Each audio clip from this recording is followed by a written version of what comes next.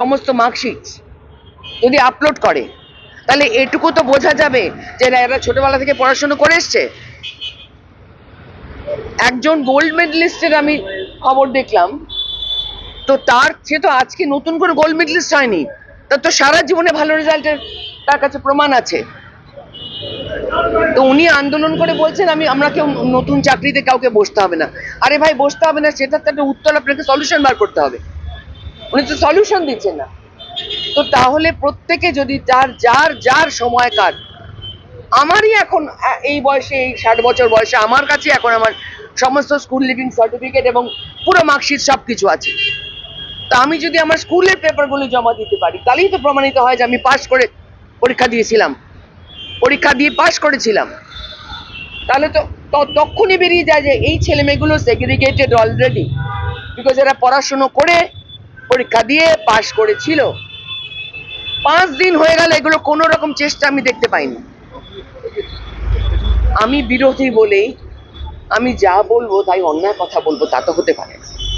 আমার রাজনৈতিক পরিচয়টা তো আমার বুদ্ধিমত্তার সঙ্গে কোনো কিছু কানেকশন নেই। তো আমি আন্দোলন করবেন কেন? প্রশ্ন হচ্ছে মুখ্যমন্ত্রী আন্দোলন করছেন কার বিরুদ্ধে? এটা কি আন্দোলনের বিষয়?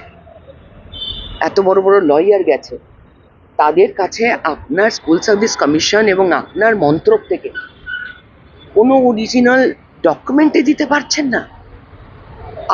আপনার দায়িত্ব কে ঘুষ খেয়েছে তার লিস্ট বার করা, আপনার দায়িত্ব যারা ঘুষ নিয়েছে তাদের থেকে লিস্ট বার করা।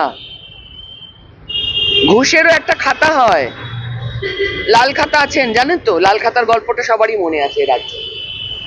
ঘুষেরও একটা লিস্ট হয়, কারণ তারাও টাকার অঙ্ক রাখে। টাকাগুলো নয় ধরা পড়ে গেছে পার্থর বাড়িতে অনেক কিছু, কিন্তু তার তো একটা লিস্ট আছে। তো সেই লিস্টটা কোথায়?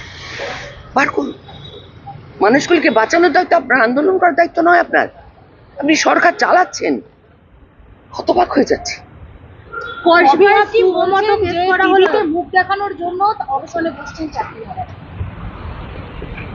খুবই দুঃখের কথা। দেখুন, অনেকে অনেক রকম কথা বলছেন, কেউ পক্ষে বলছেন, কেউ বিপক্ষে বলছেন, কেউ ওনাদেরকে ছোট করার জন্য বলছেন। আমিও বলছি, কারণ আমার জানা নেই যে কে যোগ্য আর কে অযোগ্য। আমার বা যে কোনো মানুষের জানবার কথাও নয়। জানবার কথা একমাত্র শিক্ষা দপ্তর, মাননীয় মুখ্যমন্ত্রী এবং তার গঠিত স্কুল সার্ভিস কমিশন, তারা জানবেন। তো সেই জন্যই মানুষ নানারকম বলছে, অনেক কিছুই বলছে, খারাপও বলছে, ভালোও বলছে, মন্দও বলছে, দুঃখ প্রকাশ করছে। কিন্তু যেই মুহূর্তে খবরটা বেরিয়েছে, সারা পশ্চিমবঙ্গ, কেন অনেক মানুষ আমাকে ফোনে হোয়াটসঅ্যাপ করেছে, আমি বাইরে ছিলাম বলে, হাহাকার করছে, সত্যি হাহাকার করছে। 26,000 মানুষ মানে হচ্ছে তার সঙ্গে পেছনে 5টা করে মানুষ, তার সঙ্গে স্কুলগুলোর কি অবস্থা হলো। এমনি তো স্কুল লাঠি তুলে দিয়েছেন। ওনার কাজ নয় যে এই মুহূর্তে ওয়ার্ড ফুটিং এ একটা সলিউশন বের করা? ভাষণবাজি করছেন লোকজনকে ডেকে। ওনার এখন 24 ঘন্টা নবান্নতে বসে পুরো সলিউশন বার করার কথা। কোনো ভাষণ, কোনো মিটিং মিছিল, কোনো কিছু ওনার থেকে আমরা দেখতে চাই না। কুণাল ঘোষ বলছেন প্ররোচনা দেওয়া হচ্ছে বলছে। কালকে মুখ্য সচিব সাংবাদিক সম্মেলন করে বললেন সরকার পুরোপুরিভাবে এই চাকরিহারাদের পাশে আছে। আমি কোন দিকে যাব মাথাটা কেন তোমাদের হাতে দিতে? কালকে লাঠিপেটা করার পর এই চাকরিহারাদের বিরুদ্ধেই আবার মামলা রুজু করা। পুলিশ যেরকম প্রমোট করেছে, তার সঙ্গে বিআইও ভাঙচুরের অভিযোগ করেছে এই চাকরিহারাদের বিরুদ্ধে। কুণাল ঘোষ বলছে প্ররোচনা দিচ্ছে। দেখুন, আমি তো তাই বলছি, যারা সরকারে আছে, সে ববি হাকিমি বলুন আর সে কুণাল বাবুই বলুন বা যেই বলুন, তারা কেন একটা সলিউশনের কথা বলছেন না? তাদেরই পুলিশ একদিকে কোর্টে যাচ্ছে, একদিকে মমতার মঞ্চতে বসে থাকছেন, আবার তারাই লাঠিপেটা করছেন। তো আপনারা যদি জানেন যে যাদের লাঠিপেটা করছেন তারা অযোগ্য, তাহলে নামগুলো দিয়ে দিই।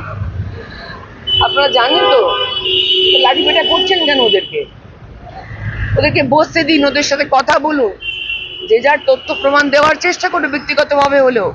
তার জন্য মমতা বন্দ্যোপাধ্যায়কে একটা ব্যবস্থা নিতে হবে।